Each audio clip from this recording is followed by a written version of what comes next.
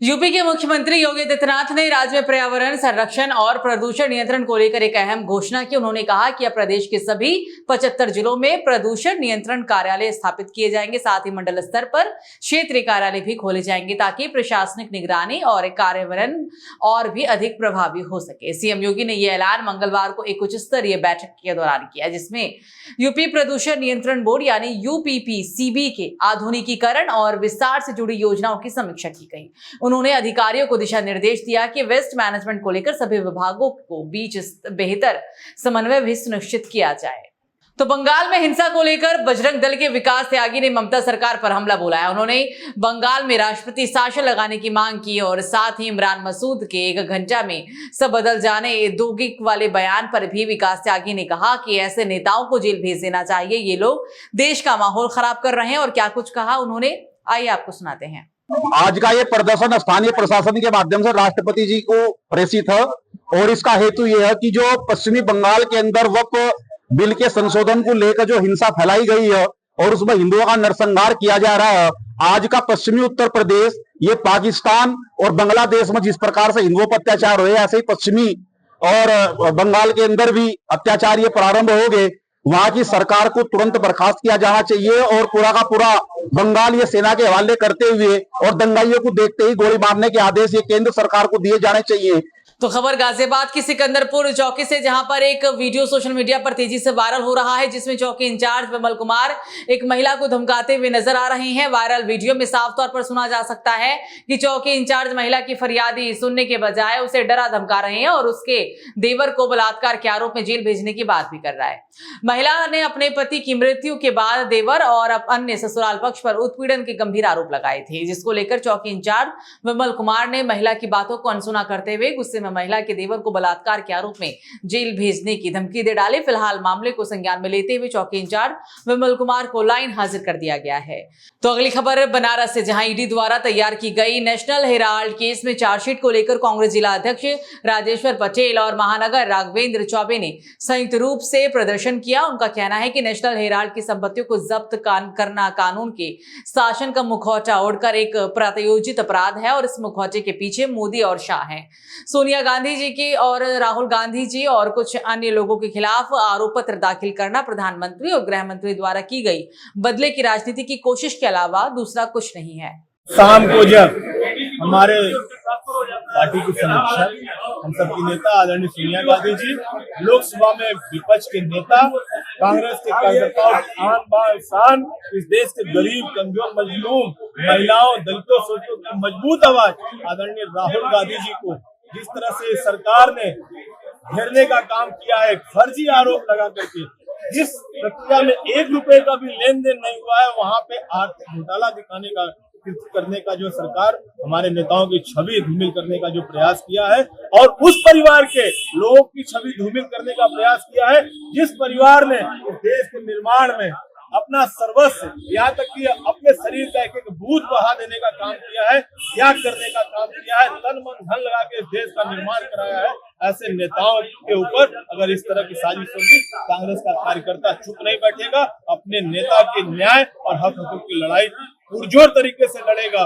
तो अगली खबर उत्तराखंड से, जहां पर धामी ने 5 लाख सरकारी कर्मचारियों के लिए बड़ा फैसला किया है। सीएम धामी ने सरकारी कार्यालयों में बायोमेट्रिक हाजिरी अनिवार्य कर दी है। मुख्य सचिव की ओर से सभी विभागों को इस संबंध में आदेश भी जारी कर दिया गया है, जिसके बाद अब प्रदेश में सरकारी विभागों में हाजिरी को लेकर हेराफेरी अब नहीं चल सकेगी और इसके साथ ही सरकारी कर्मचारियों को अपनी संपत्तियों का भी ब्यौरा देने को कहा गया है।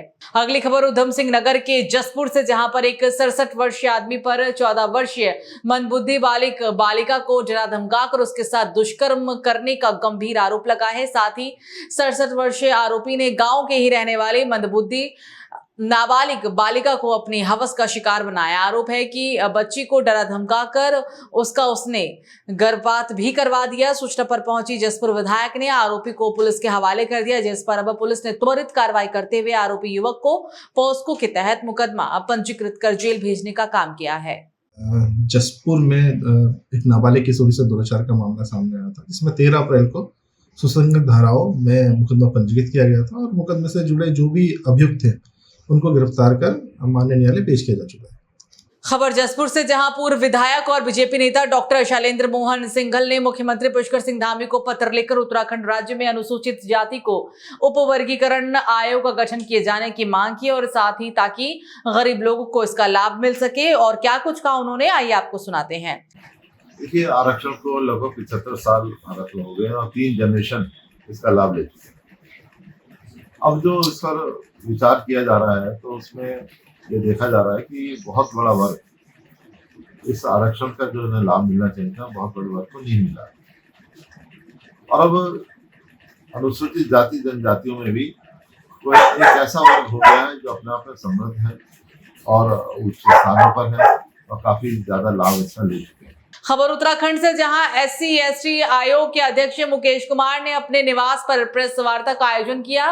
हालांकि अध्यक्ष ने सर्वप्रथम उत्तराखंड के मुख्यमंत्री पुष्कर सिंह धामी का धन्यवाद करते हुए कहा कि उत्तराखंड में धामी सरकार हर बार के लिए तरह तरह की योजनाओं का लाभ जनता तक पहुंचाती है। मुकेश कुमार ने कहा कि उत्तराखंड के मुख्यमंत्री ने देवनगरी कहे जाने वाले तीर्थ नगरी हरिद्वार में 3 महत्वपूर्ण घोषणा की, जिनमें अनुसूचित समाज के पूर्वजों के नाम एक स्मारक बनाया जाएगा। और क्या कुछ कहा उन्होंने, जानते हैं। मुख्यमंत्री पुष्कर सिंह धामी जी का धन्यवाद करता हूं।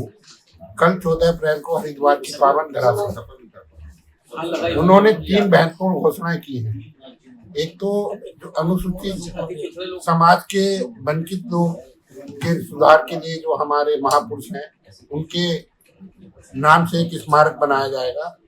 और दूसरा STP/SCP की जो हमारे बहुउद्देशीय भवन बनते हैं उनके नाम भी हमारे जो SC और ST समाज के समाज सुधारक हैं उनके नाम से रखे गए हैं। खबर जसपुर से, जहां पर शमशान घाट की भूमि को प्रशासन के द्वारा अतिक्रमण मुक्त करा लिया गया है। जसपुर SDM छतर सिंह चौहान के नेतृत्व में राजस्व विभाग के द्वारा टीम और नगर पालिका प्रशासन की संयुक्त कार्रवाई ने शमशान घाट रोड पर दिनेश चंद्र अग्रवाल के बाग में बने कमरे ध्वस्त कर अतिक्रमण को मुक्त करा दिया। प्रशासन का हमारे साथ मतलब कहने का दोहरा व्यवहार है और उन्होंने मतलब कहने का हमें बजाय सहयोग करने के मतलब कहने का जो है आज तक भी ये नहीं बता के दिया कि यहाँ मतलब कहने का है कौन सी बंजर है, जबकि 246 में तो मतलब कहने का बंजर उन्होंने पिछली बार मतलब कहने का सितंबर या उसमें अक्टूबर में आए थे और वो करा था, तब हमारे पास कभी कोई नहीं आया, ना कोई पैमाइश करी, ना कोई SDM आए, ना कोई आए। लेकिन मतलब आज जो है वो हमें जिस बेइज्जती का सामना करना पड़ा वो हमारे लिए बहुत ही निंदनीय और दुखद समाचार।